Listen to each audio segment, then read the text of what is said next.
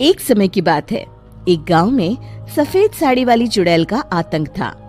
चुड़ैल रात भर गांव में घूमती और गांव का जो भी आदमी उसे दिखाई देता उसे वो घायल कर देती। अरे कोई तो बचाओ, मर गया रे। एक रात हरिया अपने खेत से अपने घर लौट रहा था कि तभी अचानक उसके सामने चुड़ैल आ जाती है। अरे बाप रे, ये चुड़ैल कहाँ से आ गई? आज तो मैं गया काम से।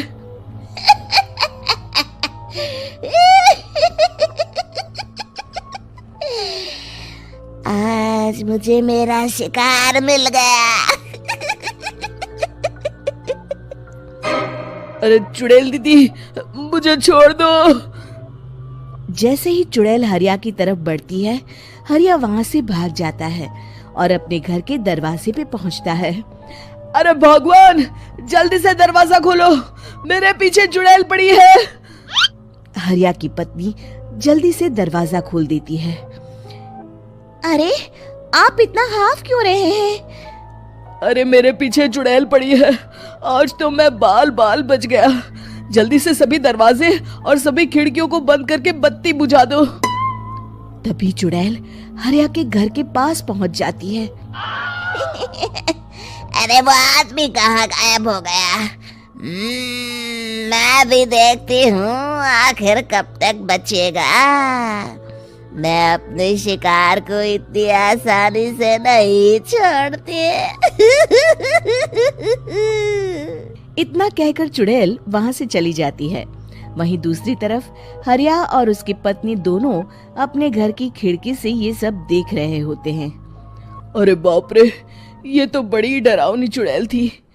अगले दिन ये बात आग की तरह पूरे गांव में फैल जाती है और धीरे धीरे लोग चुड़ैल के डर के मारे शाम होते ही अपने घरों से बाहर निकलना बंद कर देते हैं। कुछ दिनों के बाद भाई, मैंने तो इस चुड़ैल के डर के मारे रात को अपने खेतों को पानी देना बंद कर दिया है।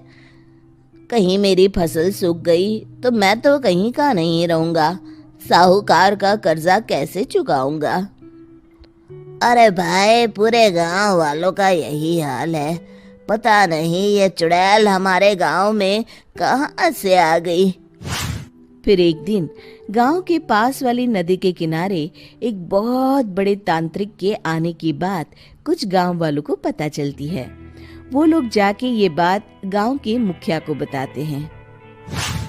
मुखिया जी, नदी के किनारे एक बहुत ही पहुंचे हुए तांत्रिक बाबा आए हैं।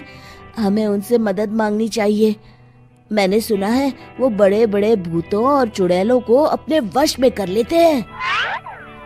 मुखिया जी सभी गांव वालों को लेकर उस तांत्रिक के पास पहुंच जाते हैं। ओम फट स्वाहा, ओम फट स्वाहा।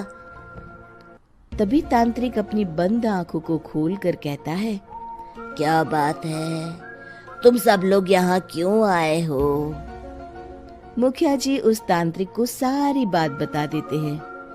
अच्छा, तो ये बात है।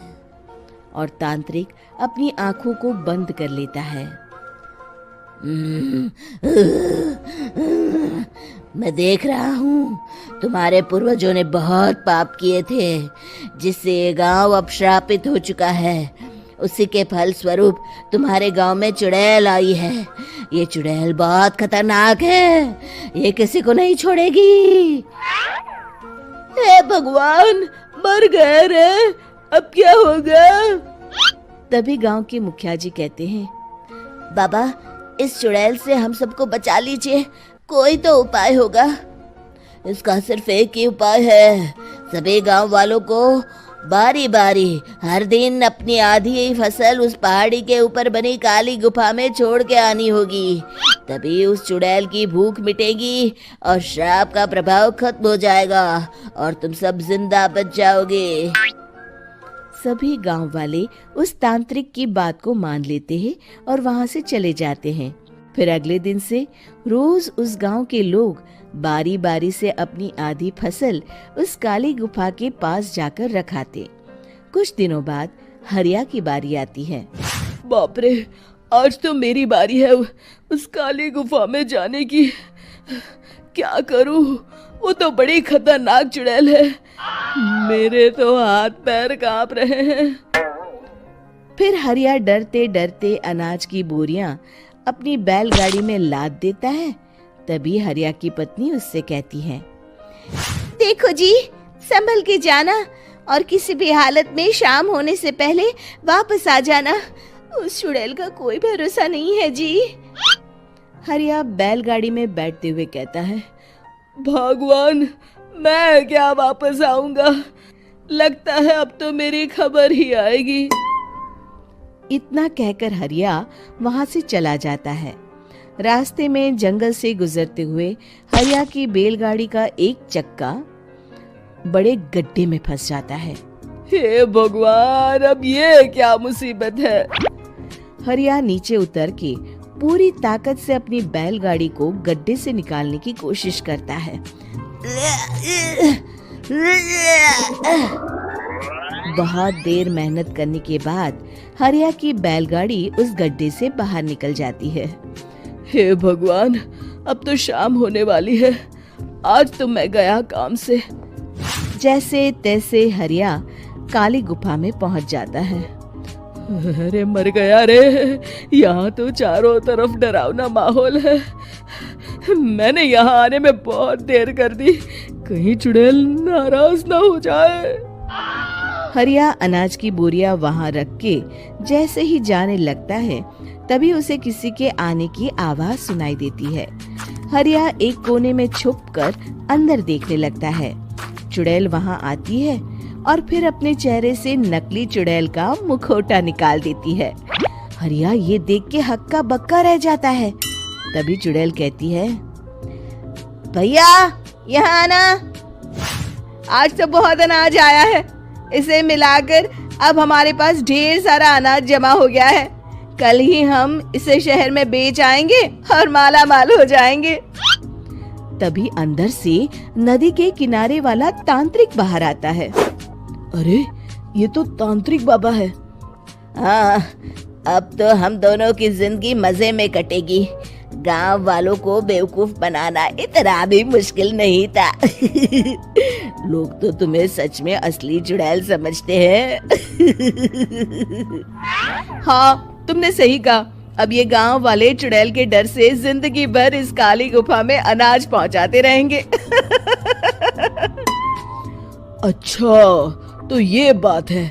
ये दोनों पूरे गांव वालों को बेवकूफ बना रहे हैं। अभी जाकर सबको बताता हूँ।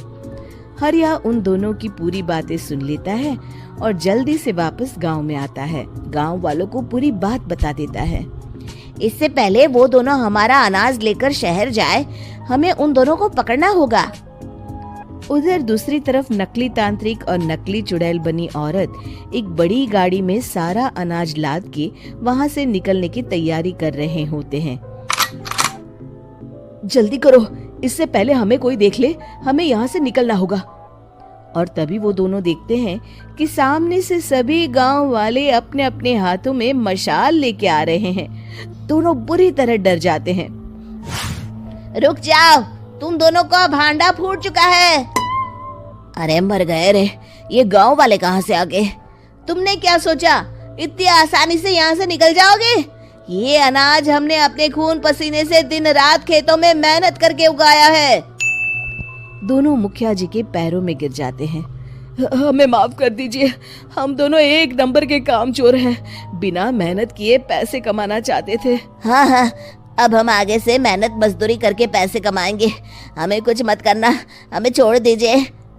इतना कह के दोनों गांव छोड़ के भाग जाते हैं और सभी गांव वाले फिर से खुशी खुशी रहने लगते हैं। शिक्षा तभी तो कहते हैं कि किसी भी समस्या का समाधान केवल सूझबूझ से ही करना चाहिए और कभी हिम्मत नहीं हारनी चाहिए। दोस्तों, हमें उम्मीद है कि आपको हमारी ये कहानी पसंद आई होगी। कृपया हमारे चैनल को सब्सक्राइब करें और सभी अपडेट्स के लिए बेल आइकन जरूर दबाएं। और हाँ, वीडियो लाइक और शेयर करना